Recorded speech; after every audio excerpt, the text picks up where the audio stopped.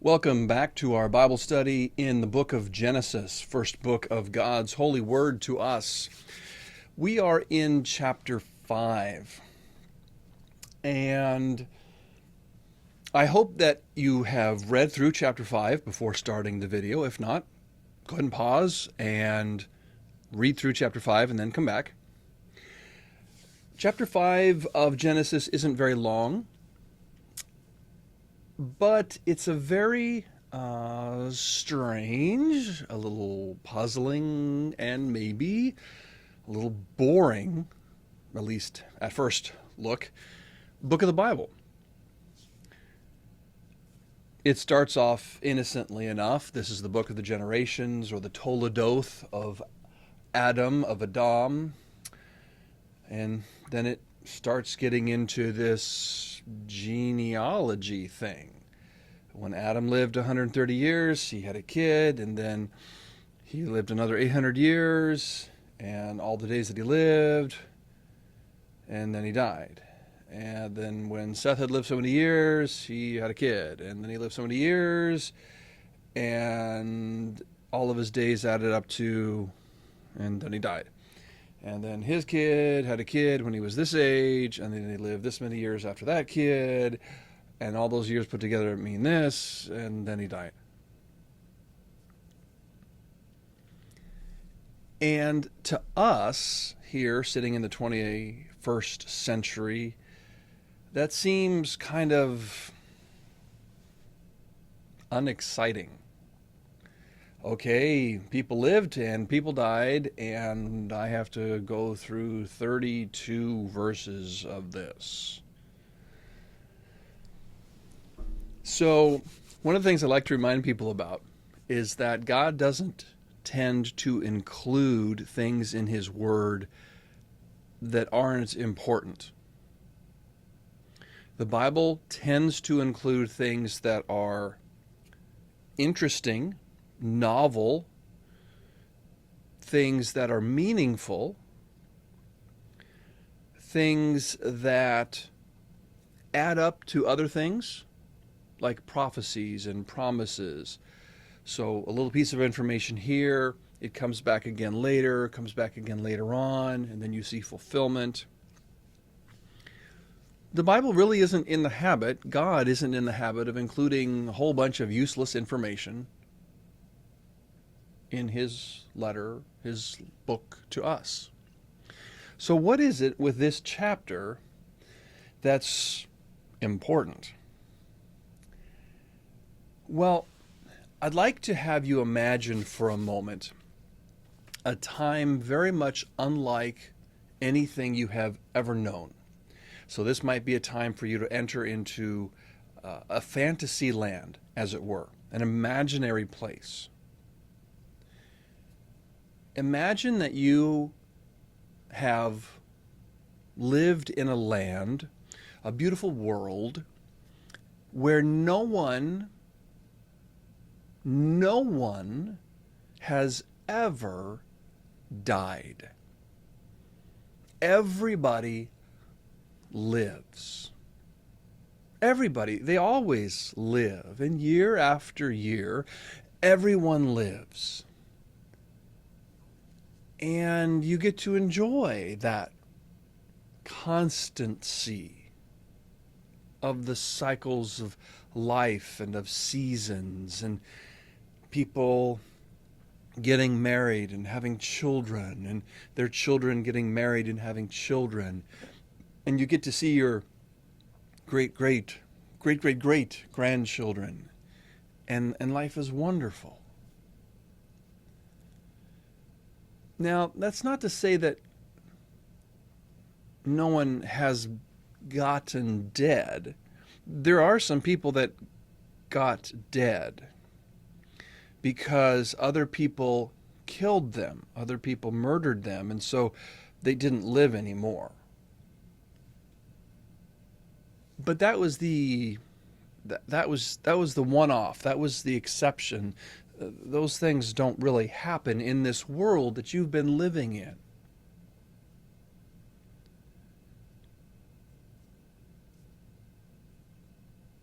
Every day You experience the day, you go to sleep, and you get up. And your wife gets up, and your kids get up, and your grandchildren, and their children, and their children, and their children, and you get up, and you all live the day together. And then something strange happens that hasn't ever happened before. One of you had a great day and fell asleep, and in the next day, they didn't get up. They didn't wake up. You couldn't wake them up. They wouldn't wake up. Everybody else woke up, but they didn't. And you come to find out that, well, they're dead. I mean, they're dead like the other exception when someone killed someone and they were dead and they didn't get up in the morning anymore. They were dead. This person, nobody killed this person. They just stopped living. And it had been hundreds of years since anybody didn't get up in the morning.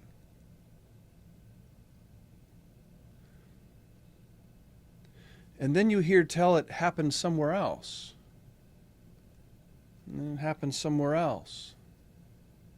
And then it happened in your family again. Maybe to your great-great-great-grandfather. They didn't get up in the morning.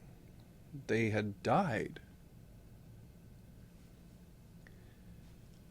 What I'm trying to do for you is create a world that used to exist here on planet Earth, really the world before the flood, right after the exit from the Garden of Eden, when people lived and lived and lived and lived and lived and lived.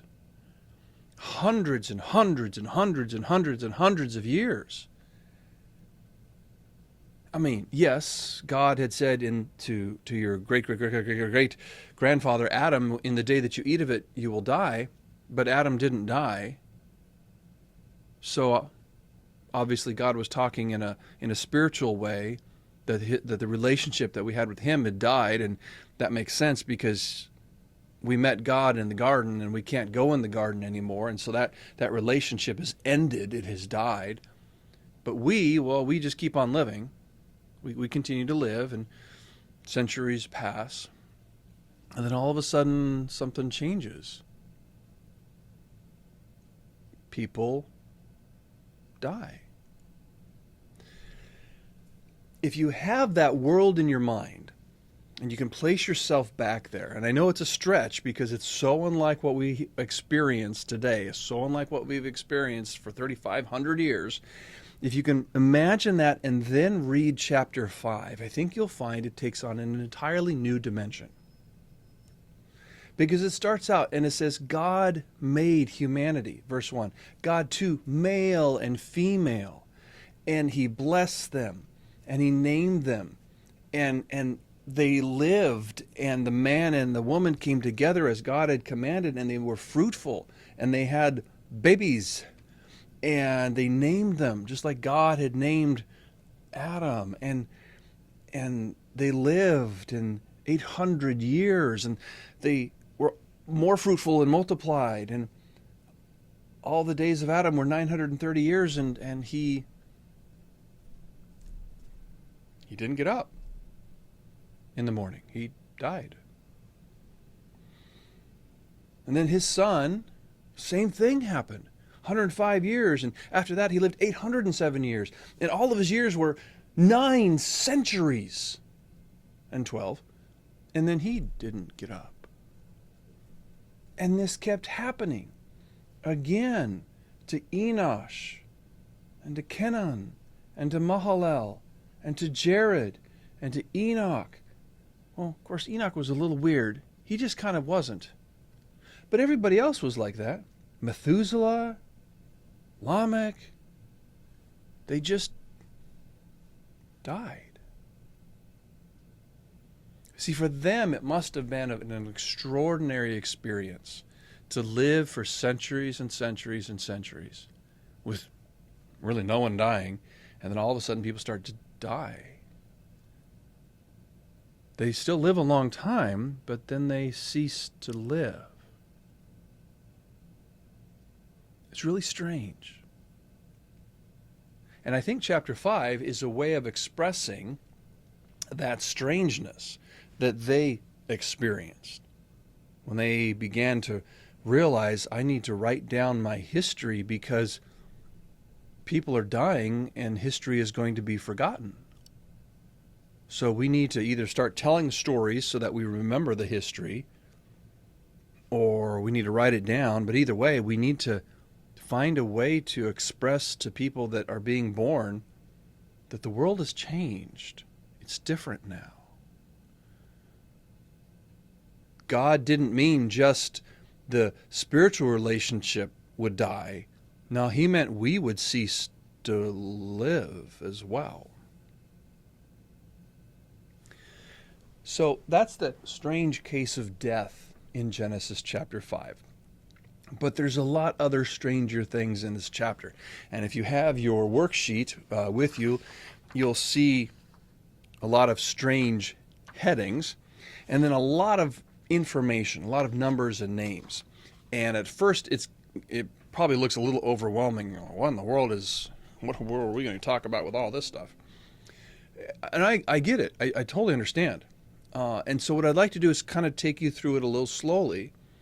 And I don't expect everyone to fit all of these numbers and names into their head. But I'd like to uncover for you a little bit of the strangeness of this chapter, because there's more in here that makes your head go, wow, what's going on here? Because there's a lot of stuff going on here that you don't catch the first time you read it, right? First time you read it, like, okay, a bunch of people lived and died. There's a whole lot more going on in this chapter, which makes sense because it's God's word. So there's going to be layers and layers and layers.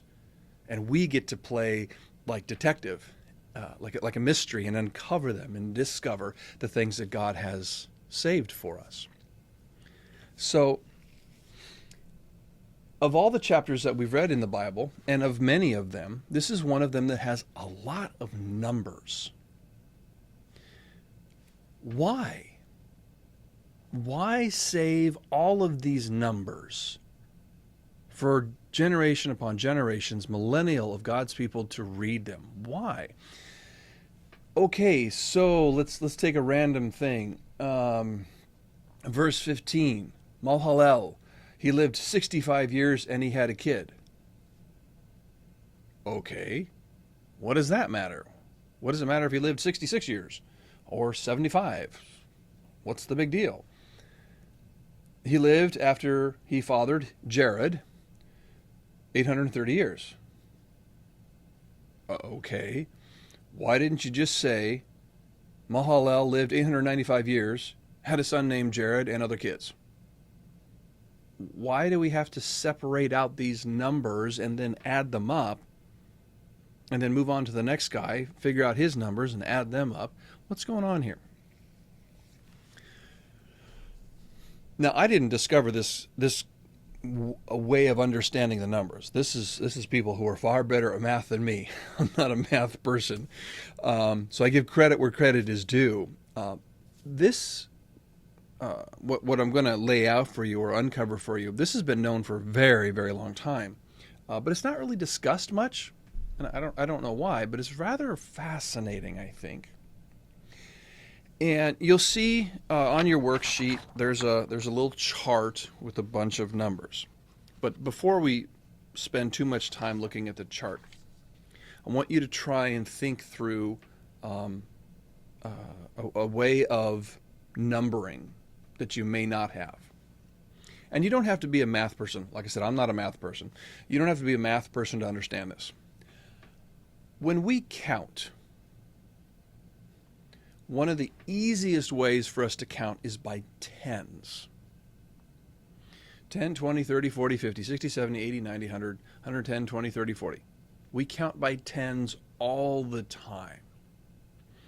Even if we count by 20s, like a $20 bill, 20, 40, 60, 80, 100, 20, 40, 60, 80, 100. We're still really counting by tens. If you look at a clock, one of those, old clocks that's got the numbers around it, how is it laid out? It's laid out in segments of 10.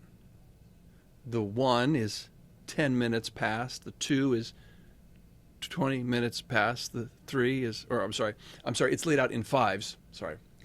See, I'm not a math person.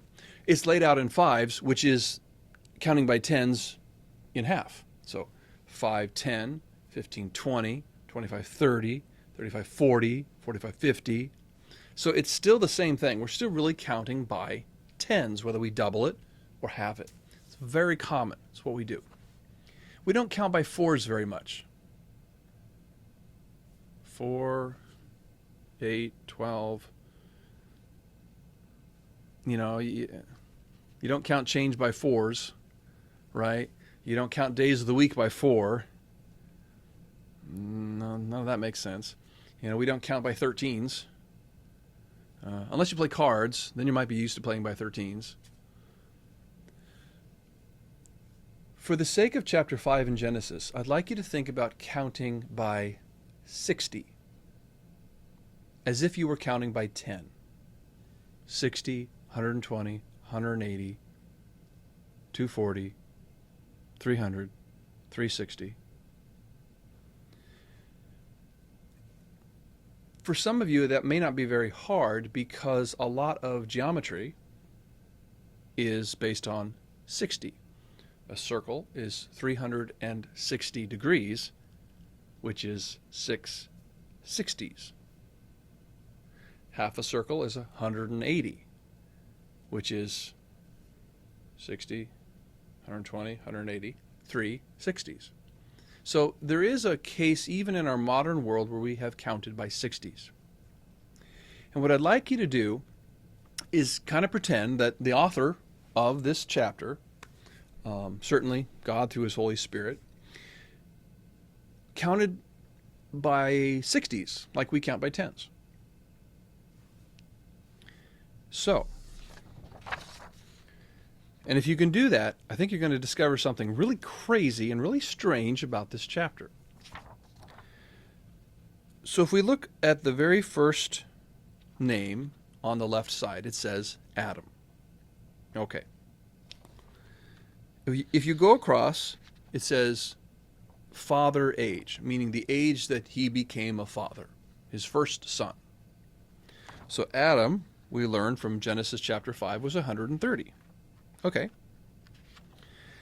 Skip the next column and go to age after father, meaning how long did he live after fathering his first child? Well, the Bible tells us 800. And then just kind of skip that next column. So the Bible's information, as it is given to us, is in the far left column, because that's the name, age when they became a father, and then age after, how many years after they fathered that they lived. So those 3 columns, that comes straight from Genesis chapter 5. So let's take a look at those little columns that are titled minus 60x. So Adam's age was 130 when he fathered Seth. Okay. If you count by 60s, you have 60, 120, and then you get to Adam's age. So 60, 120, okay. So 120, we can't fit any more 60s in between 120 and 130. So let's take those 2 60s and subtract them from the 130. And what do we have left? We have 10. Now, at this point, you're like, okay, how is this going to make a difference? Hang on. It's kind of crazy, but it works.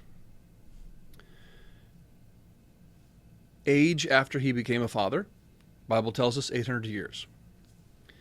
If you take all of the 60s that fit into 800, subtract them, you're left with 20. Now, how many 60s can you pull out of 800? Okay, how many years are left? 20. So that's how the math works, going from left to right. That same math is applied for every name that we have here. Adam, Seth, Enosh, Canaan, or Canaan, Mahalaleel, that's a fun name, Jared, Enoch, Methuselah, and Lamech. So, okay, all I did, or all that we have done as Bible scholars, is to take 60, the 60s group, as many as we could out of each age that the Bible gives us. And that gives us a resulting column of numbers. Okay, so what, right? This is getting kind of complicated. This is where it gets very interesting. If you add up the first column of minus 60, if you add it up, it adds up to be 156 years. If you add up the second column of minus 60s, it adds up to 209. Add 165 to 209 and you come up with what number? 365. Now you might think, well, that's sort of convoluted, isn't it? That's an awful lot of work to get to that number. Maybe. Maybe if you're used to counting by tens. But if you grew up counting by 60s, you'd be able to do that math without even blinking. It'd be normal. It'd be natural to you. 365. Isn't it interesting that all of the lives, in a sense, of the people before the flood mathematically work out to be one cycle, one age, 1 year? Well, that's interesting. Because there is a cycle, there is an age before the flood, and there is an age after the flood. Maybe this is a fun way of indicating that that age had come to its completion. You might say, okay, well, that's an awful lot of work to come to that conclusion. Okay. But wait, there's more. And that's where we have these fun little asterisks over here on the side, and we have fun little footnotes, and I'm not going to go through all of these. This is stuff, if you're really interested in this, you can go and research it. It's out there. It's interesting that when you start adding up these numbers,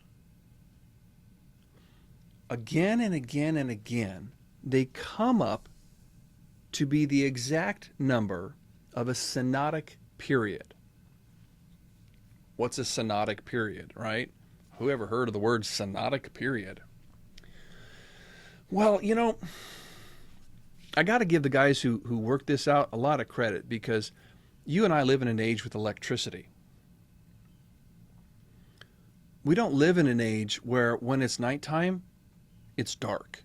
We live in an age where when it's nighttime, it's light. The whole planet's lit up at night. I mean, nowadays people struggle to find a place that they can go that's actually dark at night. It's hard. Why would you want to do that? Why would you want to find a place at night, besides, wanting to go to sleep, where it's dark? So you can see the stars.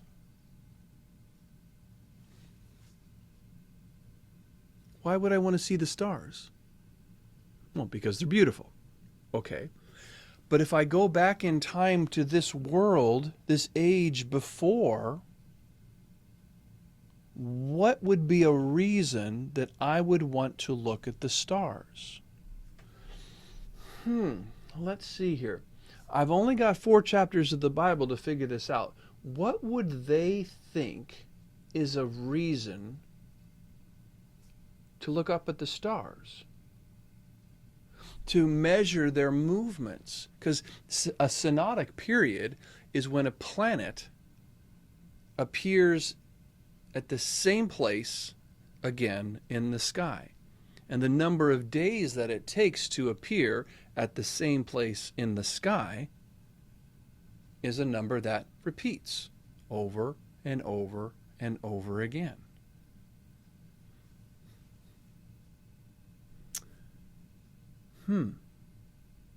Verse 14 of chapter 1. God said, "Let there be lights in the expanse of the heavens to separate day from the night. And let them be," these lights in the expanse of the heavens, "let them be for signs and for seasons," or signs or specific times, for instance, a cycle of time, "and for days and for years." Days and years, specific times and signs. So these folks, I believe, looked up at the sky because God had told them their cycles, their movements give you information. They give you information about signs, seasons, days, years. And when you take these folks' ages and all this kind of stuff and you start adding them up, wow, they mark Venus's rotation in the sky. They mark Saturn's rotation in the sky. They mark the days of the year. They mark the synodic periods of Jupiter and Saturn. I guess you could say that's all coincidence. But when you have that and that and that and that and that, after a while, this isn't coincidence anymore. This is something that these people said, wow, look at what's happening. Look at the cycles. Look at the years. These things are all starting to add up. So let's start remembering them. And then they come to a close. They come to a completion. Things come back around, and the age before the flood ends. How does this chapter end? Am I just making all this up? Am I just, mythologizing? How does the chapter end? With Noah. With the end of the age and the beginning of the next. It begins with the people who will survive the first age and begin the second age on the planet. So no, I don't think it's all just coincidence. There's a lot here. And it's a little strange. I'll admit, it's a little strange.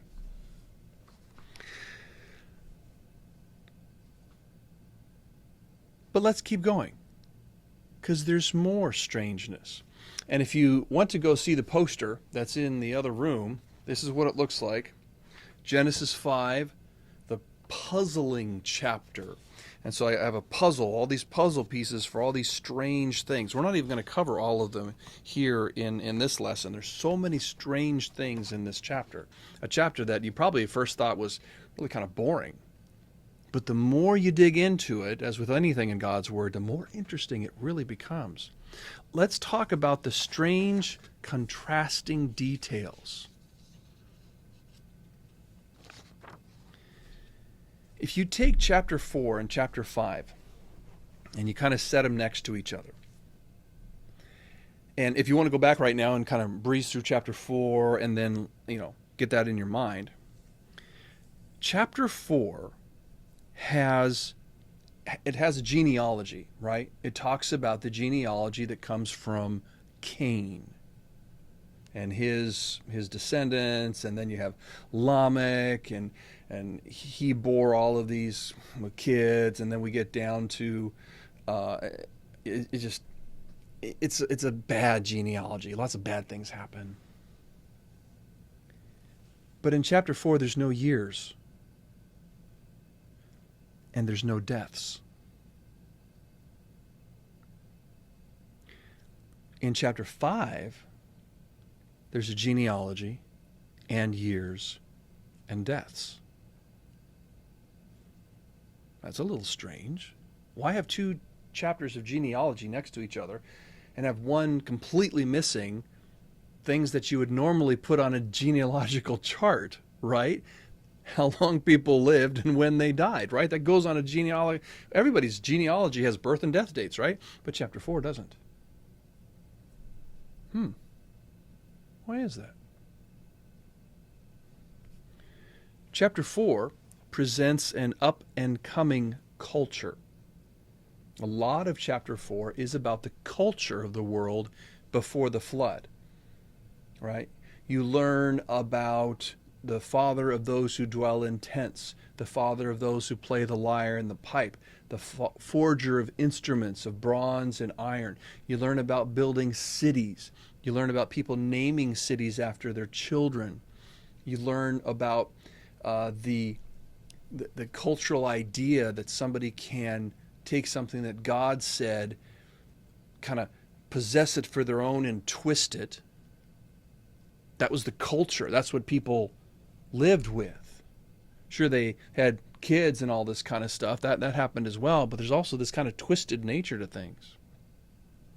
But when you read chapter 5 and you read that genealogy, there's no culture in it at all. There's no information about where people lived, what they did when they lived, the way that they interpreted God's word. It's just not there. That's a strange contrast. Chapter 4, it's interesting, and this is a little bit of what's in the Hebrew. We don't always see it in the English. Chapter 4 in the English begins, and it says, "Now Adam knew Eve, his wife." In the Hebrew, it says, "Now the Adam knew Eve, his wife." Usually when the Hebrew, especially in Genesis, uses the Adam, it's connoting or asking us to think human. When the human being knew Eve, his wife, she conceived and bore Cain. Chapter 5 begins, well, shall we say, a little differently.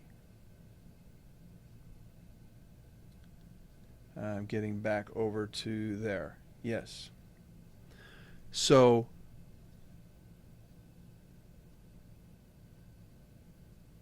verse 3 says, when Adam, not when the Adam, when Adam had lived, he fathered a son in his own likeness. Eve isn't mentioned.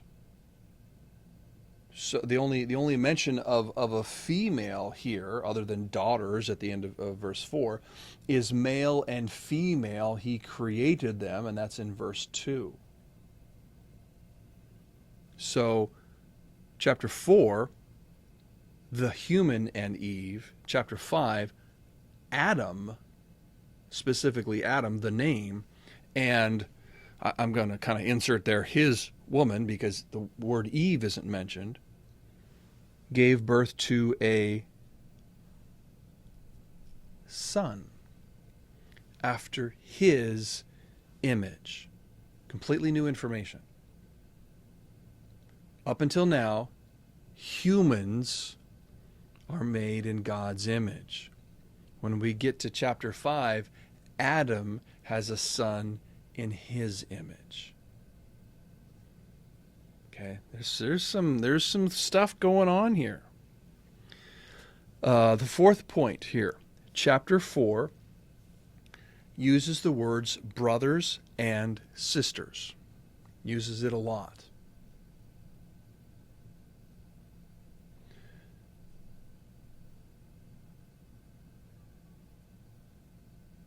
I'm going to come up here, especially when we talk about Cain and Abel. It's all about your brother, your brother, your brother. We looked at that prior. A lot about brother. When we get to chapter 4, we have sons and daughters. Now, there's a son and a daughter, and well, sort of in chapter 4. They're sort of mentioned. But chapter 5 doesn't talk about brothers and sisters at all. It's all sons and daughters, sons and daughters, sons and daughters, sons and daughters. What's up with that change?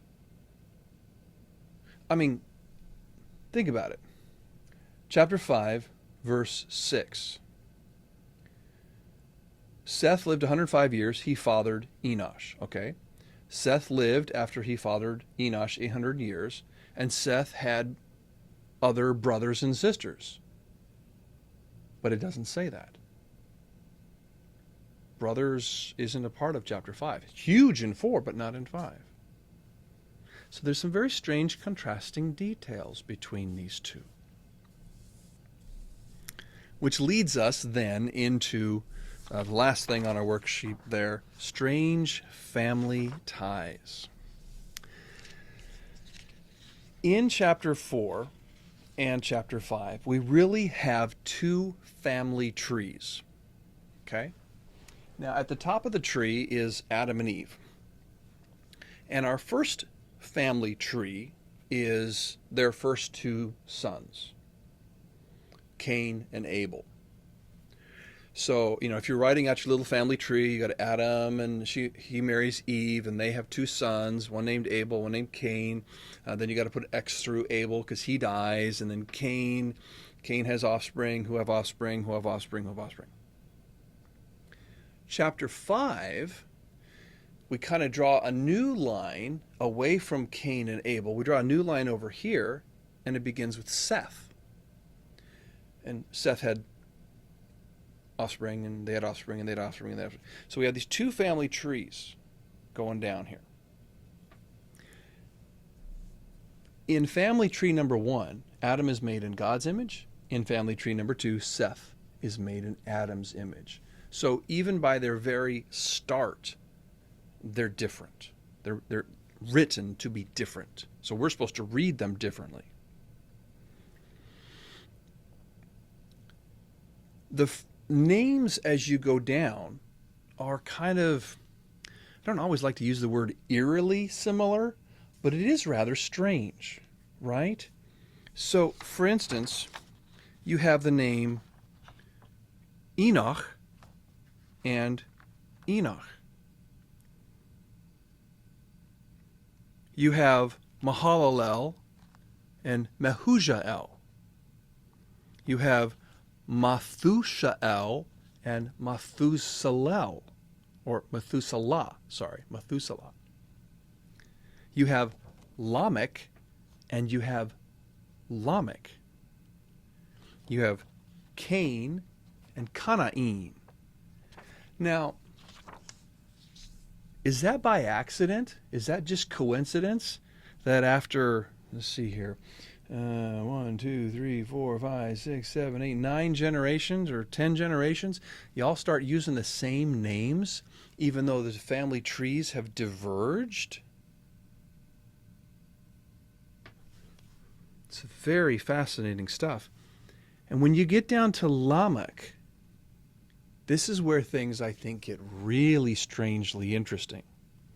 In family tree number 1, Lamech, he's the guy that says, and I'm going to quote this, "I've killed a man for wounding me, a young man for striking me. If Cain's revenge is 7-fold, then my revenge is 77-fold." So he takes God's justice, makes it his own, twists it, ramps it up, and says, aren't I just the most awesomest one? And I deserve so much greater blah, blah, blah, blah. Such arrogance. Such rationalization for his own murder, that he committed murder. And he's like, if anybody tries to get me, they're going to get it 77 times. Wow, okay. Who made you God? I think you're making yourself God. Go to family tree number 2.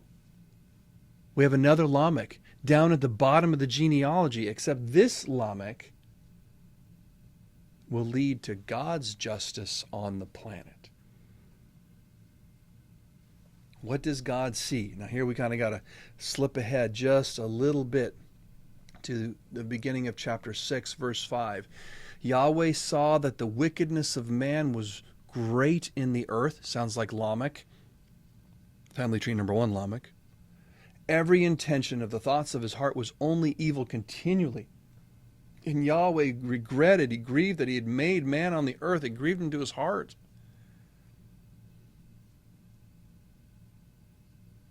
And what's the result of that?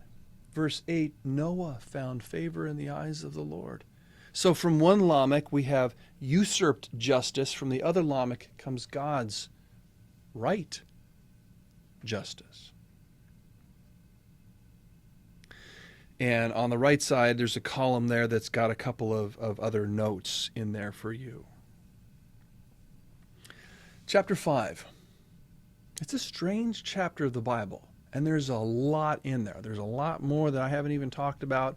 It's kind of strange, but I hope that through our time together, you've been able to peel back some layers, maybe that you didn't even know existed in chapter 5, and see some of the wonders that are in an otherwise boring chapter of the Bible.